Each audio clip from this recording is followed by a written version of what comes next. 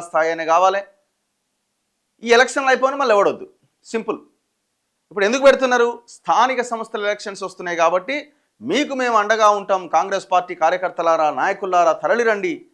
జిల్లా ఇది మన జాతీయ కాంగ్రెస్ పార్టీ అధ్యక్షుడు, ఏఐసిసి అధ్యక్షుడు మీకోసం వస్తున్నాడు, రండి తరలిరండి ఎల్బీ స్టేడియానికి అని పిలుస్తున్నారనమాట.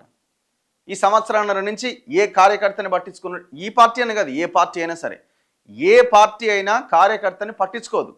కార్యకర్తతోనే అధికారంలోకి వస్తుంది, కార్యకర్త మీదనే ఆధారపడుతుంది. వీళ్ళకి అసలు బతికే లేదు, వీళ్ళకి పదవులే లేవు. ఒక రకంగా చెప్పాలంటే ఏ పార్టీ అయినా ఆ పార్టీ కార్యకర్తలు లేకుండా వీళ్ళకి జీవితం లేదు, వీళ్ళకి పదవులు లేవు, వీళ్ళకి బతుకు లేదు. ఈ ఈ సంపాదించిన డబ్బులంతా కూడా వాళ్ళకి లేవు.